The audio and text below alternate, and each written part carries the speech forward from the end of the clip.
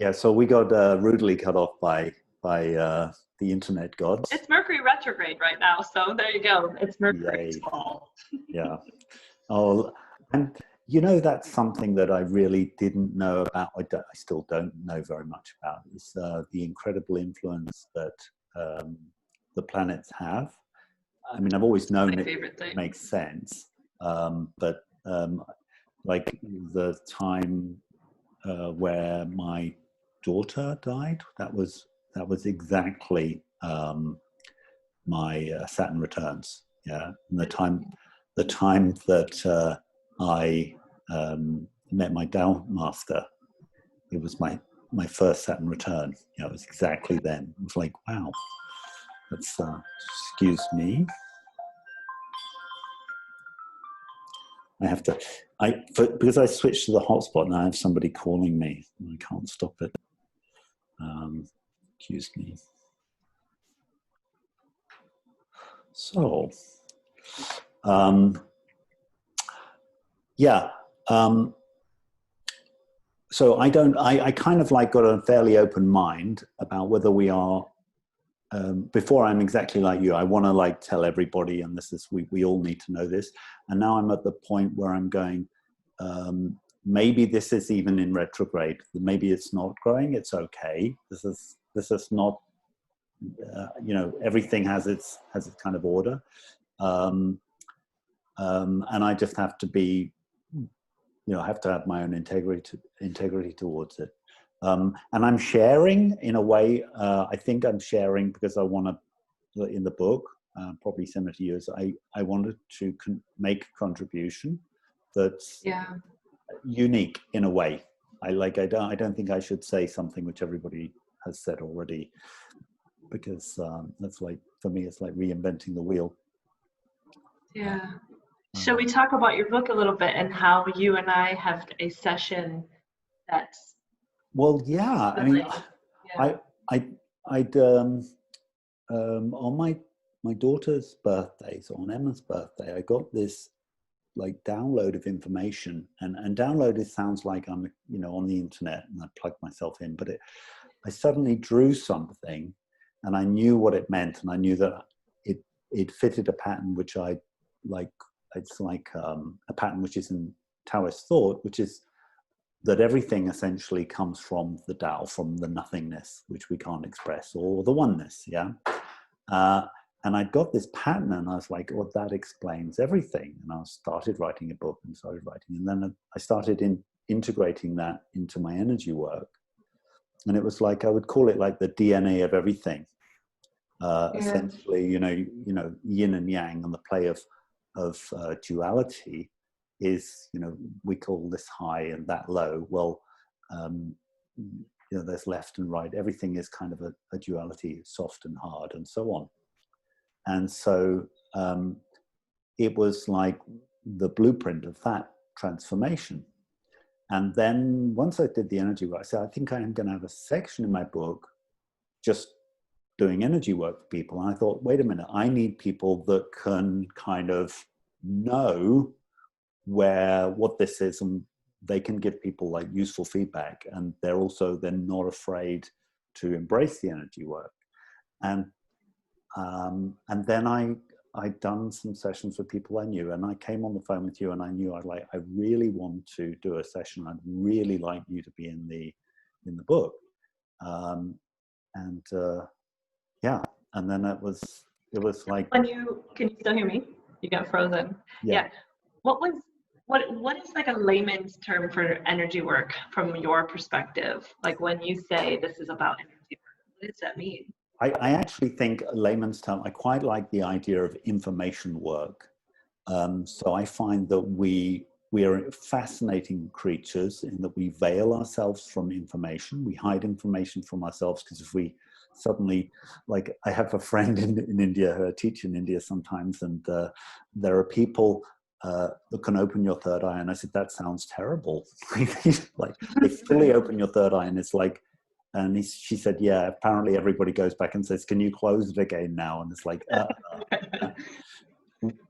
there is, through training with, you know, people like these remote viewing gurus like Lynn Buchanan and incredible people who just, also my teacher, I knew that there was so much information out there, and I knew that I was obviously shielding myself from it. And generally you find, I came to the conclusion, and again, through writing the book, is if somebody's not healing, it's because they don't want, there's something that either they don't want to see, or they don't want to, I'll call it like a dimensional shift that they don't want to make. So is it feeling something very uncomfortable, or is it seeing something? Maybe it's even, seeing some past trauma or whatever. And so funnily enough, once you give them that information, then shifts happen. But it's very much like a friend of mine many years ago. She went to a psychiatrist, and the psychiatrist after one session said, "Your problem is," and she was devastated. She wasn't helped by that. So it's very much about trying to take a very gentle approach to the energy and say, like, okay, I'm going to give you some information, but I'm not sure you're ready for it. So let's just work on your resources. So is it like meeting someone where they're at, in a way, energetically? Yeah, I would say, and another picture that I have, is coming underneath somebody and lifting them instead of, I like that. So it's there's a picture in Tai Chi of one of the energies of Tai Chi, in Tai Chi Chuan, the martial art, which is you want to lift a log, not by lifting it, but just by filling the water underneath it. So it just lifts naturally. So my approach, I realize it's going to be sustainable, but it might be a bit slower, because what I noticed, I was coming across like crystals in the energy or in the information, where, say, if I was perceiving your whatever problem, I might perceive it as, from one perspective, I perceive it as like you're angry about it, and then from another perspective, I might perceive you're sad about it, and another perspective, impatient. So there's a lot going on. There's a lot of things happening, and then I would get to another part where it would be you're frozen, frozen, frozen, frozen, and frozen. I'm like, okay, that's a crystal. That's like a really hard, And when you are like, you said, I would get the sense, is it a visual sense? Like, give the listeners an understanding of the way you're experiencing it. Because from the I'm like a patient's perspective, I'm like, what is happening in your psyche or in your energy field as you're working on someone? So I do love, I don't know. So I don't know is one of the things I love. I love not knowing, because I think science always starts with not knowing. I think Socrates had something very wise when he said, I know nothing. If I have got all my senses, my coarse senses of seeing, feeling, and so on, and I say that's all there is. What my teacher had told me is, like, you've got 5 senses, and then you've got another 5. Yeah. And by the way, this is your 6th, the thing that coordinates them. So you've got 6 senses, which are yin, which are the if you like, thinking that what you see is everything that's there. That's your yin. And then you've got another 6 where internal meridians, this is Taoist theory, internal meridians open, and suddenly something is unveiled to you. They only open when you embrace nothingness, because at the moment you're clasping on with your senses, and freezing your brain, your mind, you're clasping onto what you think things are. So you have to open, which is the open, the way of the open hand is actually karate do. Yeah. So it's actually, there's something to that. Yeah. So you do that through a practice of Wu Wei, which is going to effortlessness in the mind. Yeah. So I think it's something. So I ask myself specifically questions like, okay, what kind of movement. So in remote viewing, if you're doing remote viewing, you get a target, which is, 1, 2, 3, 7, 8, 9, X, Y, Z. And that's all the information you get. And then you say, okay, so there's something connected with this target. Okay, temperature. Now, the temperature doesn't say hot or cold. It just says, okay, allow your mind to go to temperature, and you write down whatever you feel. Yeah. And if you don't feel anything, you don't write anything. And then they'll say orientation. And again, it's just a thing that you can't hang anything onto because it could go in any direction, and you write that down. So with my energy work, I go, okay, so I might say, so is it moving or is it still? And I'll go, oh, when I ask myself that question, I get this impression. Is it light? Is it dark? And I may not get light or dark as my answer, so I write down whatever I get. So whatever you get. And you have what, 5 or 6 questions, right, that you created, or where did you come up with these questions? It's just like intuitive. It's working with energy so many times. I like said, what does a healthy energy feel like?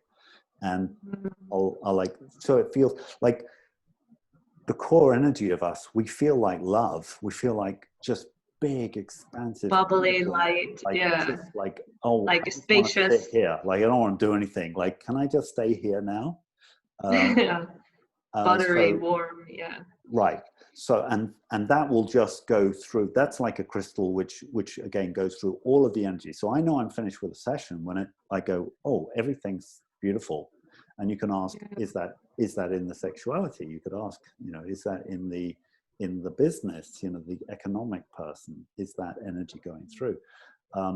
So I've asked these questions, which are in the book, which is essentially like, for example, clockwise, anti-clockwise, because you find that energy, if it's being asked, how is it moving, it'll give you an answer. And I noticed this, by the way. Does the answer matter? Like, so if it's anti-clockwise, what does that mean versus clockwise? Yeah, that's fine. I don't know if Australia's energy goes anti-clockwise because it's down under. I don't know the answer to that. Okay. I know that you'll find there's the idea of my teacher, Lu Jingchuan, who taught me the energy work, really the deep basics, was that the energy follows the field. So that we often talk about energy and we forget what is the field. Yeah. And then, so ideally you want to understand the field. Yeah. But it will explain itself to you. If you are, it's like, I think there's a biblical quote that says, if you ask, then you will get an answer. Yeah. Yeah. If you seek, then you will find. And I'm quite a fan of Jesus's doctrine, as well as Buddha's and the Taoist doctrine. I'm not sure doctrine's the right word, but the philosophy. And when you see, like, are there certain patterns that you pick up on that seem to have patterns in the way that certain people process the world? So, for example, I noticed that I usually will have energy stoppages around my neck and shoulders, and that it's really difficult for me to connect with the core and the lower chakras of my energy. And I found that through research and even through chatting with other empathic and highly sensitive people, that we're kind of disconnected from our core. And some of it has to do with trauma, and some of it just has to do with, we're really connected to what the ephemeral energies are that we're kind of picking up on in our senses in our head and above our head. So I'm just curious, like, what's your perspective on how that works when there's kind of a blockage or it's not flowing smoothly? That's an interesting idea. Certainly, I think you find a lot of people who are psychic. They've had a near-death experience. They've had something traumatic. I think that the mind generally wants to see something. So if you would want to, like it's kind of like, it very much relates to the class I recently did. At least I can relate it to of seeing without eyes, where you kind of you'll see if you allow yourself to see, and what you don't see is generally that's what's too uncomfortable for you to see. That's interesting. So that Yeah. when And that's you, similar to what we did in our session. Yeah, keep going. absolutely. I mean, I was with a friend and just this morning, actually, I was doing energy work for her, and she said, well, it's because this, I've got this because that. And I said, you know what?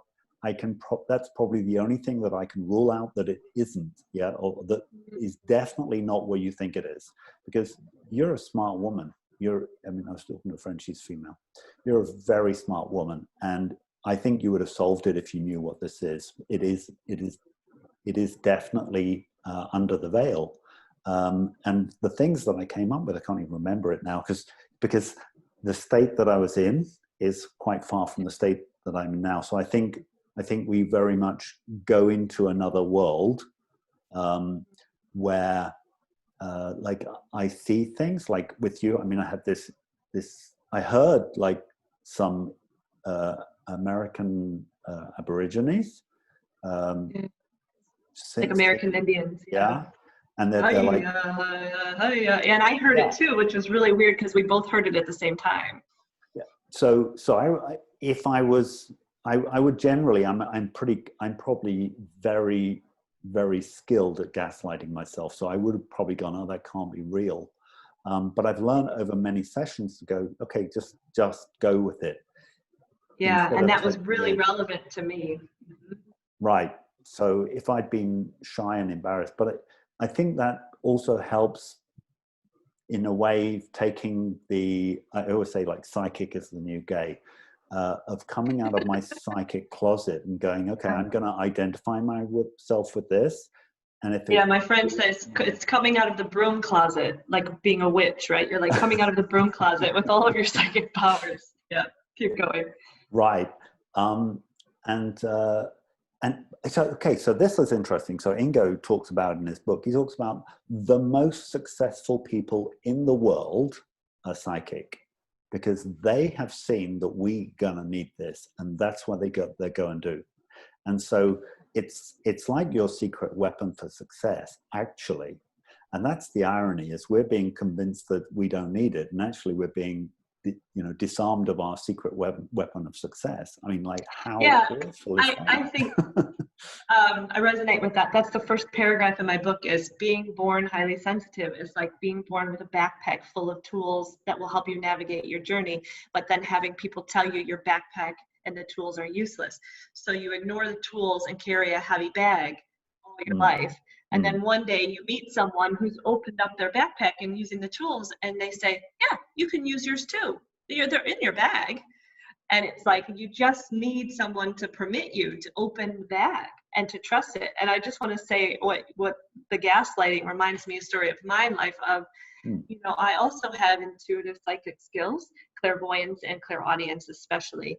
And one time I was working with a client, and I will get these same thing. I'll just get these downloads of information. And sometimes I wasn't sharing them with clients because they're so strange, but I started to trust myself more and more. There was one day where I was just tasting olives, couldn't stop tasting olives. And then I kept seeing my client in a black swimsuit. So I said, look, I'm sorry, I got to just say this because I don't know why I get this, but it's almost like if I don't tell you, I'll really regret it. What are the olives? And she said, oh my gosh, Katie, last night I had such a terrible day at work. I went home and I booked myself a trip south of France. And the whole time I was booking it, I was eating olives out of a jar until I finished the jar. And it's like, I see her in a bathing suit. I said, what kind of bathing suit do you have? She goes, oh, just black bikini. And I'm like, oh my gosh. So it's like, you're just connecting to them and you're getting these messages. And if I didn't trust myself enough to say that out loud, I would have really missed some validation. And so the more I have done that with people, the more you are surprised when it's validated. Right. And I find it interesting because I find that's an interesting whole topic, because I very much find that I get symbols that mean things to me. So that like it may be that I write in the book, it's like, how many healers have, how many stories have we had of healers that have said to somebody, you're healed, go home, everything's going to be fine. 2 weeks later, the person is dead. Yeah. It's like, well, they may be had the healing as far as the healer is concerned, but we don't know. It's like finally at the end of the day, it'll be what the person experiences, and the language that whatever this intelligence is speaks to us in is a language we have to learn. And for some yes, people, agreed. Some people it's like, yeah, we're gonna like. There's that guy who the medical medium, whatever it's Robin Williams or not Robbie Williams. He has somebody like talking in his ear, which I think, wow. I get that. I get clairaudience. Yep. Okay, well, I don't envy you because like I think that would be really tough. But the good news is it's in a very distinct voice, so you can distinguish between that and your own voice. Right. But I wanted to ask you, when we did our session, actually, let me just reference real quick to you have to learn the language. When I talked earlier about how I see colors as in people's auras, it wasn't until my early 30s that I had a mentor say, well, what do the colors mean? And I was like, I don't know. They're like, what do you mean? You've never sat down and tried to determine what the colors mean? And I just said, no, I don't know why. Maybe I'm scared to. Yeah. She said, your homework, go home, put every color on a piece of paper and create a dictionary and feel into the color and write the words that color means. Once I did that, I had every single emotion that could be associated with a color on a sheet of paper. And then when I would give my readings to people, it was so much more accurate because there was a distinct difference between light green and dark green, and a distinct difference between bluish purple and pinkish purple. And so then I was able to discern, and I would say to people like, okay, yeah, you yesterday you did something that was in your body, but it was really fulfilling to you. It wasn't exhausting. And they're like, how do you know that? And then it's like, okay, these colors mean that. And they're like, oh my gosh, and it blows their mind. But it's like that also validated my experiences of being able to do this. But I had to learn how to do it. So again, it's like, I reckon that mentor is the person who said, open your backpack, like use the tools, like they work, and they kind of show you a little how to use the tools. And then you go and you get to play with some more tools that are down. What I feel, meet people when we're ready. And what I feel on a like the meta level is you're entering into a relationship of trust with yourself, your senses, your mind, which is not how can I say, like a conflict relationship. You're just trying to you're treating yourself empathically. And I find that compassionately. That is such a healthy relationship. You start to trust yourself. It's like, okay, you're telling me this, but I'm not really getting it fully. Okay, but I'm gonna just make the notes of how I feel, and really that's the healing process. I mean, we feel something, we kind of, I don't want to feel that, I don't want to feel that, and then we open to feeling it, and then we realize I think the curiosity and the gratitude are the keys that I have found in my life. Like a key to open up. It's almost like sometimes you have to court or seduce the sides of you that have this power and wisdom and gift to trust you to give it to you. You know what I mean? Like, I feel like I wasn't ready for a lot of the gifts that I had until I was ready. And that, I have a student now who's using me as a mentor.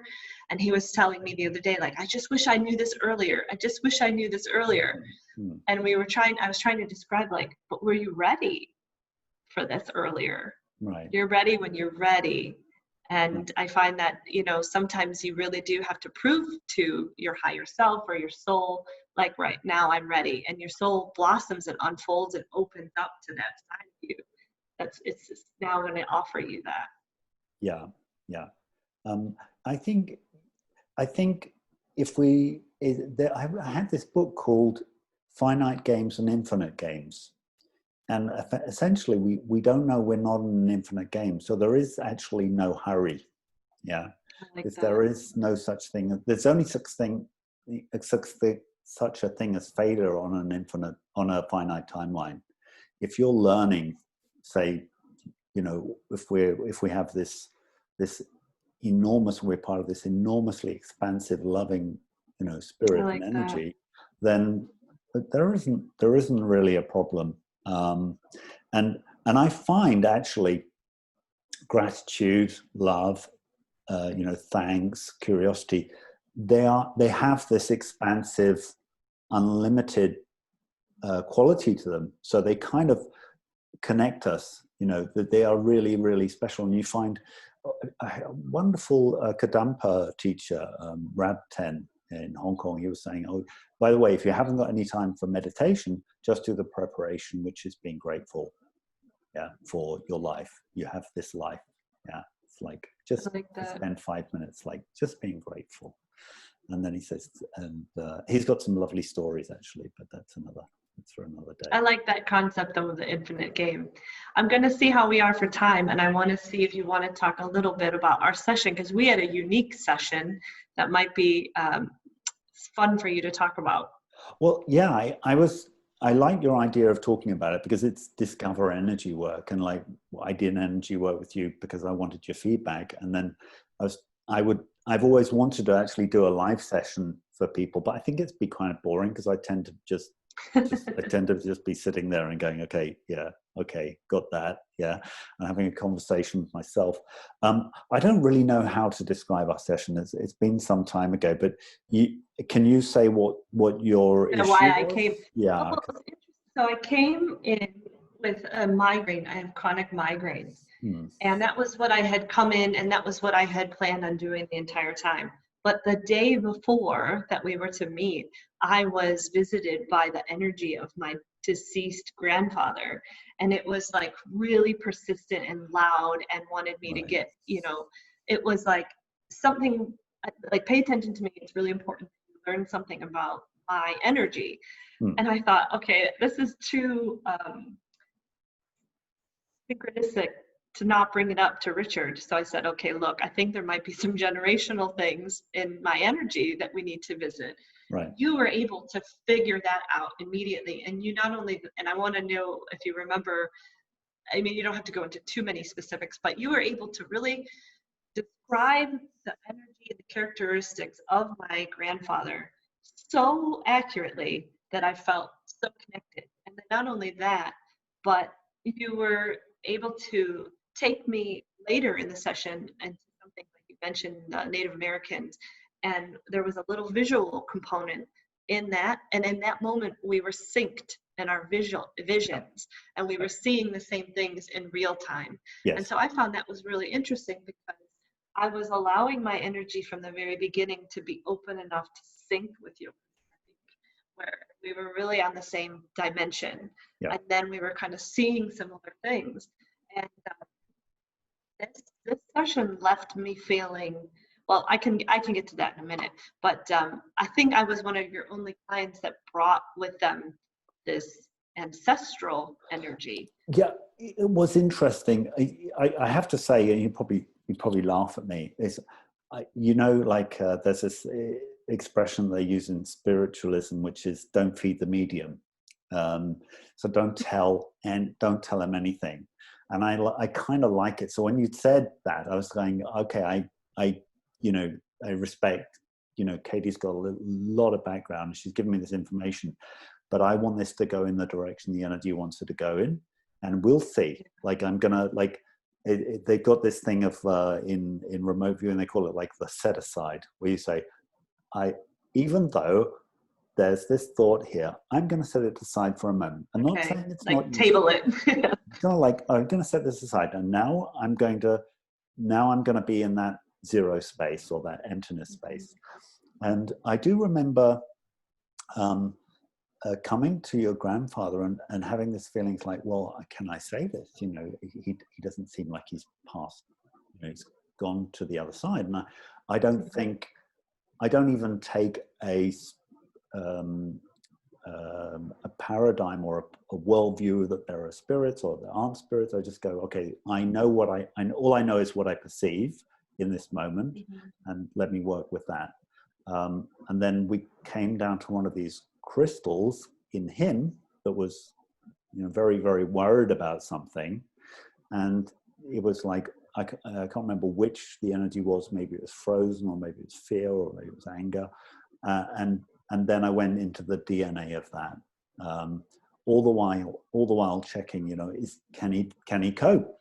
Can he, you know, if I were to, you know, help him to move on, would he like that, or would that be traumatic for him? I'm not here to cause another trauma. Yeah. You find, like, in healing, that people often want to solve the problem, and, you know, even if it kills the patient. Yeah. And it is very much like in Taoist practice, you work on rejuvenation, you work on supporting the core, and just continually building it. And then whatever you find, that the problems or the scars are just like, they just pop out. You know, it's like, oh yeah, I'm okay with that now suddenly. Well, but you didn't talk about it. It's like, yeah, but I'm okay. I know who I am. I'm fine. Yeah. And so, and then again, there was this moment, because I don't want to share anything that was too personal for you. I'm very thanks. Very aware that I'm stepping sometimes more intimately into people's energy than they've experienced, you know, even with their partners or whatever. You know, I have to be respectful about that, and in my integrity. And so there was this moment, it's like, okay, I'm getting this information. I don't know how you're going to take it, but I'm going to share it with you. And again, I might have, because I know, you know, energy, I was much faster in sharing. And I appreciated that. And I understood it. Mm-hmm. Yeah. And so I said, you know, I mean, like, I feel like if I got the picture of murder, say, for example, like an extreme example, I wouldn't know if I was talking about somebody's relative, I wouldn't know if they'd been murdered, if they'd seen a murder, if they were the murderer, or I wouldn't know. Certainly, our perception would probably include all of those factors. You know, we see somebody being hurt on the screen, and we empathize with them. And if we're relating more to the hero, and it's an evildoer that's being hurt, then we empathize with that. But our subconscious mind is way simpler. It's just going to empathize with all of it. You know, do you know what I mean? I mean, yeah. And then we got to a stage really where I felt like there was just an enormous space and love, and that, when you, because my background is quite in the martial arts, and it's very much in the healing area of, like, physical healing, which is, I was like a closet energy healer in Hong Kong. I was doing fascial work. But actually, really, I was doing energy work with fascia. You gotta call it certain things. And I'm like, I think I need to come out of my closet, and and so I forgot what I was going to say now. I think I was talking about there's an enormous parity between the fact that if you release somebody's physical tension, afterwards they can be exhausted, because they've been working so hard for so long. And everybody knows, like, you know, that, well, there's a classic in retirement. People that have worked in the civil servants, they're like policemen, doctors, and so on, or, you know, in some sort of service where they go in 9 to 5, they die within the 18 months that they retire in an extremely high rate, because there's this sudden release of tension. Yeah, their body, their mind, their psyche just can't deal with it. And it's very much similar for people with healing. Is when you release something, you better know that, you know, you've supported them and they can deal with what they're going to release. And so I will even check. So with energy, obviously, you can go into the future, and I just check, how is your energy going to deal with this in the next couple of days? Yeah, it seems to be okay. So I think we're good. And then I would check, how is your family going to deal with this? Like, are you okay to integrating this with your family? You know, it's great to help somebody to integrate something, and then they get a divorce and they have, you know, a difficult Right. time. I was like, hello, yeah, that isn't really what I'm about. We could maybe waited 6 months and they were strong enough to carry it with more grace, and that would have been better. So yeah, I think that's a challenge. I think that's a challenge for all of us with energy. It's like we naturally want to get a result, and sometimes it's the result that we want, not the best result.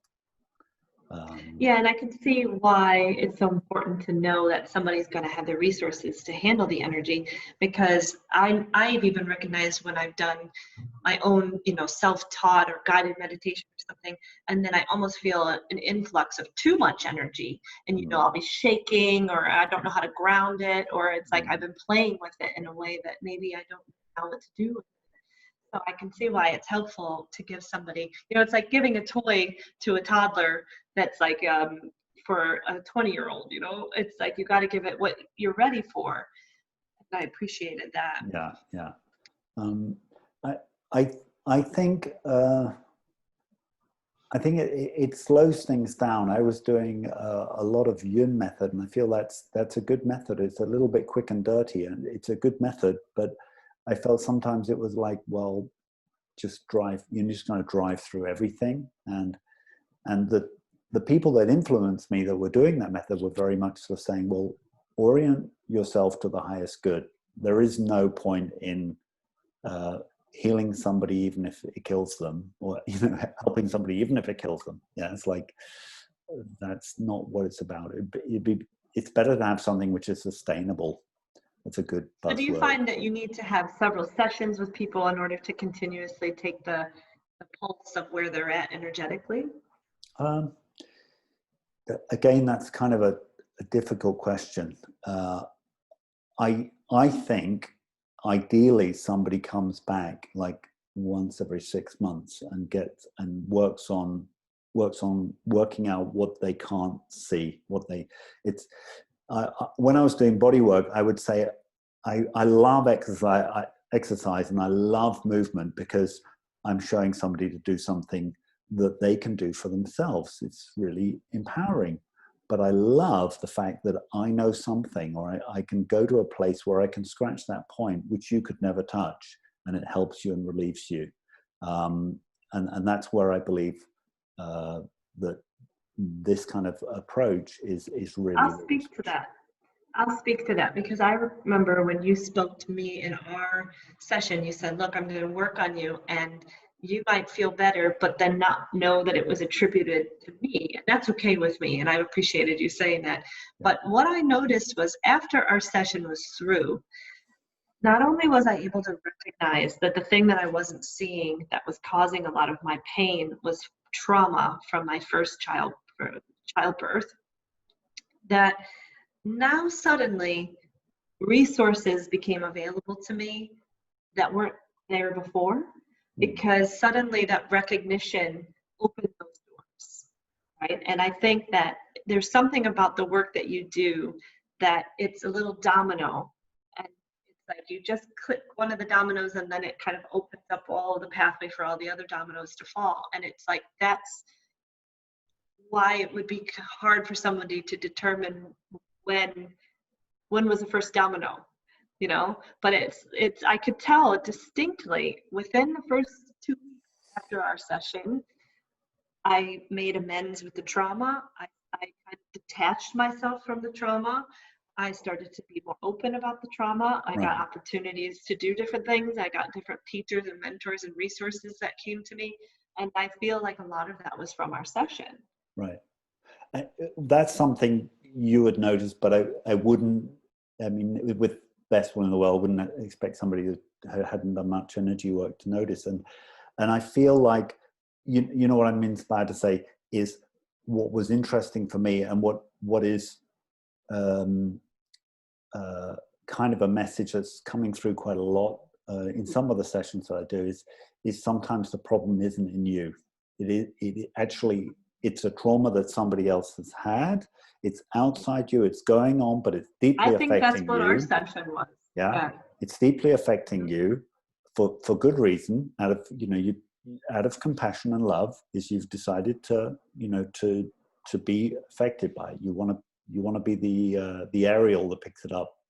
And, I did a lot of work with, it sounds funny, but I've done a lot of work with people who've passed, helping them, like, retrospectively. When my daughter passed with her suicide, it was very difficult for me, but I did work, and I did an enormous amount of work. So I believe that energy will continue. Sometimes we're in our ego and we're desperately mourning and upset, which is very human experience, and it's not a bad thing. I find, of course, I must have something with suicide, because my uncle committed suicide. 2 uncles committed suicide, and my daughter, and there've been various things going on. But so there's that whole aspect. And then the other thing I'm prompted to say is, there's a really simple Chinese formula, which is the everything in Chinese medicine, which is, it's actually, in Chinese, I could translate it as pain, no flow. No pain, flow. Yeah. So if you are in pain, something is not flowing. So once you release it, it will flow. And again, that's the mistake, if you like, is people focus on the, if you like, what I used to call it, it's a metaphor that I took from the Boral Institute. You've been shot by a sniper, and you're holding the bullet hole, and you're going, this is the problem. Now, the sniper's the problem. The result of the problem. You need to take out the sniper, then things will start to get better once you've done that. So it is, sure, it's taking a different perspective, but I think from the long term, you're going to get better results. And I remember meeting my teacher, and like loads of things in my life just sorting themselves out just by meeting him. I thought, well, this is like really lucky things just turning up at the right time, so I can recognize it's that. Like they're like a key in a way, right? Like we call those threshold guardians. So sometimes we meet people that are guarding the threshold to the next level of ourselves. And sometimes they come off as villains, or the troll under the bridge, like where you have to answer the riddle in order to go over the bridge, and they can be really frustrating characters. But really, sometimes when they're frustrating, it's so that you can prove to them and to yourself, really, that you're ready for that. But then sometimes they're very welcoming, and they're like, a goddess, where they really want you to come across that threshold to yourself. But it's almost like you have to, what we talked about before, you have to trust it, and you have to trust that it's going to be okay, and that you're ready to take on whatever happens in that next door, what's beyond that next door. And I find that's really exciting when people are welcoming you into the next version of yourself. And I think meeting you, I always had you on my unconscious to continue to stay in touch with. And I think it's probably because on a very intuitive, unconscious level, I knew you were going to be, for me, an up-level person. Right? But it's like because of fate, we were always like 2 crossing ships.